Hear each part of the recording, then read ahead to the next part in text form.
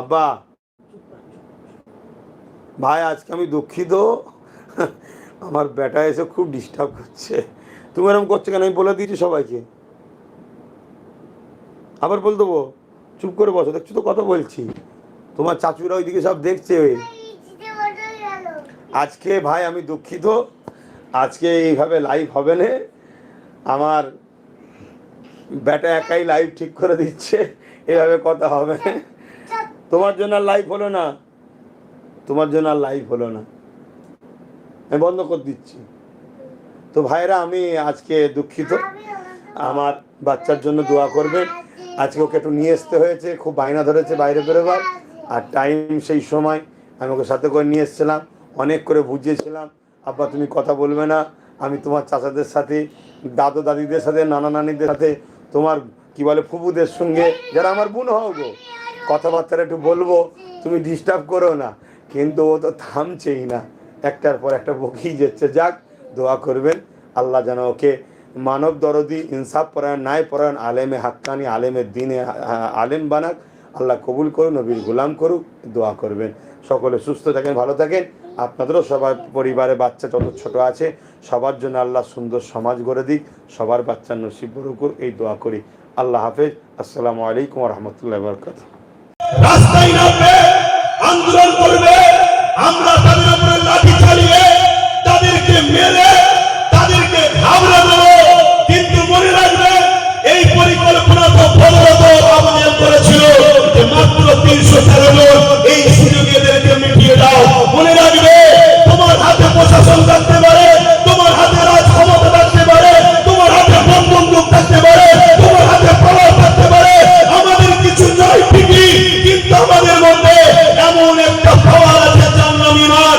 এই ঈমানের কাছে পৃথিবীর কোন জালিম, কোন স্বৈরাচারী, কোন অত্যাচারী কোনদিন টিকতে পারে না।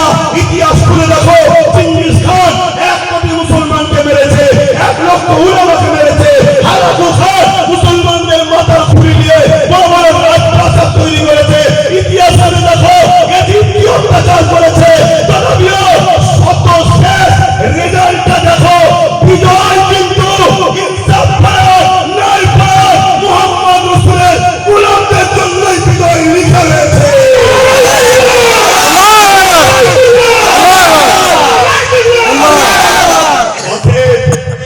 আমরা জানিয়ে দিতে চাই, তোমরা যতই চাও আমাদেরকে আঘাত দিয়ে রাস্তায় নামিয়ে হিন্দু মুসলমান করার পরিকল্পনা আমরা বুঝি, আমরা বুঝি, তাই আমরা জানিয়ে দিই এ ভারতবর্ষের মাটি, হিন্দু সমাজের ভাই, তারাও আমাদেরকে ভালোবাসে, আমরাও তাদেরকে ভালোবাসি। তাই আমাদের ভাইদেরকেও বলবো, এদের খপ্পরে পা না দিয়ে আন্দোলন করতে হবে।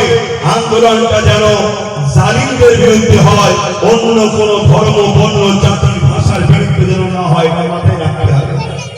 দ্বিতীয় নম্বর, আপনাদেরকে বলে দিই, আমাদের ধর্ম এই ছোট ধর্ম নয়, আমাদের ধর্ম ব্যানারের ধর্ম নয়, আমাদের ধর্ম ওই ভাইকে সামনে আইলা মোহাম্মদ সাল্লাল্লাহু চিপকে দিবার ধর্ম নয়, আমাদের ধর্ম বিয়াদের চিপকে দিবার কাগজের ধর্ম নয়।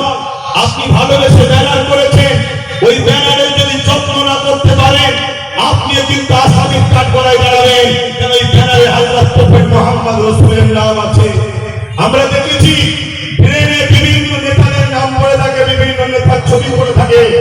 আমার প্রফেট মুহাম্মদ সাল্লাল্লাহু আলাইহি সাল্লামের ফটো তোলার ক্ষমতা সূর্যেরও ছিল না, আমার নবী পাক সাল্লাল্লাহু আলাইহি সাল্লামের ফটো তোলার ক্ষমতা চাঁদেরও ছিল না।